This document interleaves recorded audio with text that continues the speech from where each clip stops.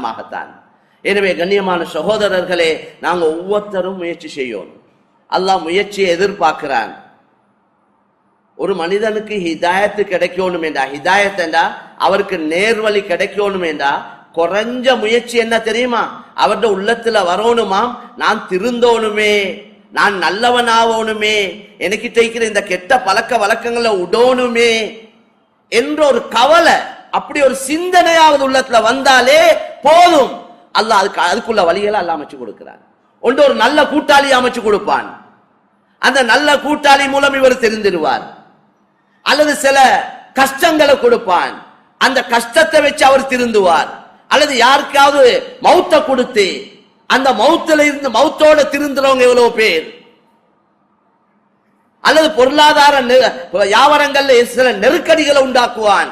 அந்த நெருக்கடி அவருடைய ஹிதாயத்துக்கு சில நேரம் காரணமாக அமையும். இப்படி பல காரணங்களை இவருக்கு உருவாக்கி இவர் திருந்தோணும் என்ற ஆசை இருக்குது, இவர் நல்லவனாகணும் என்ற ஒரு கவலை உள்ளத்துல வந்து விட்டது.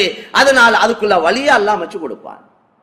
அப்ப குறைஞ்சது என்ன வரணும்? நான் நல்லவனாகணுமே, திருந்தோணுமே, எனக்கிட்ட இருக்கிற இந்த பாவங்கள் ஹராம், இந்த கெட்ட செயல்கள் இல்லாம போகணுமே என்ற ஒரு கவலை வந்தாலே போதும். மேலான சகோதரர்களே, அதுவும் ஒரு முயற்சியில ஆக கடைசி முயற்சி அதுதான். முயற்சி நிறைய இருக்குது, அதுல ஆக கடைசி முயற்சி எண்ணத்திலேயாவது வரணும்.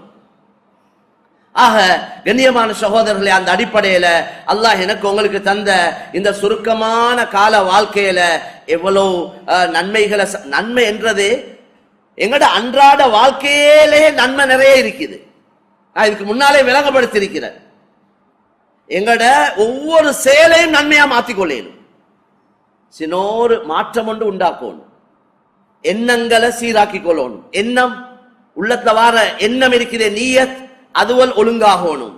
எண்ணத்தை சீராக்கி கொண்டே செய்யக்கூடிய வேலைகளை முறையா செய்வோமா இருந்தா அல்லாஹ் ஒவ்வொரு செயலுக்கு நன்மை தந்து கொண்டே இருப்பான். பார்வையால நன்மை கிடைக்குது, எட்டுக்களை எடுத்து வைக்கிறதால நன்மை கிடைக்குது. நாங்க எல்லாம் பஜாருக்கு வந்திருக்கிறோம். மேலான் சொல்ல பஜாருக்கு நான் அதாவது ஒரு ஹலால சம்பாதிக்கணும், என்ற மனைவி மக்களுக்கு உண்ண குடிக்க கொடுக்கணும், என்ற தாய் தந்தையரை பார்க்கணும், என்ற சொந்த பந்தங்களை கவனிக்கணும், ஏழை எளியோர்களுக்கு உதவி செய்யணும். இந்த நீயத்தோட வீட்டுல இருந்து வெளியிறங்குறார்.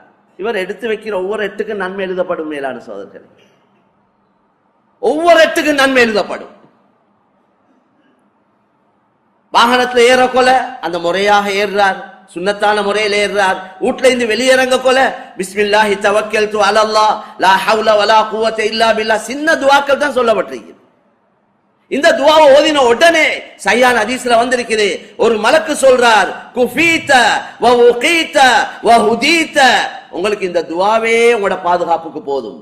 அல்லாஹ் நீங்கள் பாதுகாக்கப்பட்டு விட்டீர்கள், நீங்கள் நேர்வழி பெற்று விட்டீர்கள் என்று மலக்கால ஒரு பதில் வருவது எங்களுக்கு இந்த துஆ ஓதின உடனே.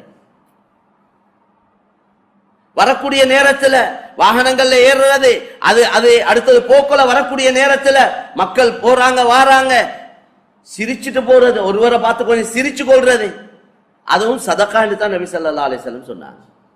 முஸ்லிம்களா இருந்தா சலாத்தை சொல்லிக் கொள்றது, அஸ்ஸலாமு அலைக்கும் என்றா 10 நன்மை, வ ரஹ்மத்துல்லாஹ் என்றா 20 நன்மை, வ பரக்காத்துஹு என்றா 30 நன்மை.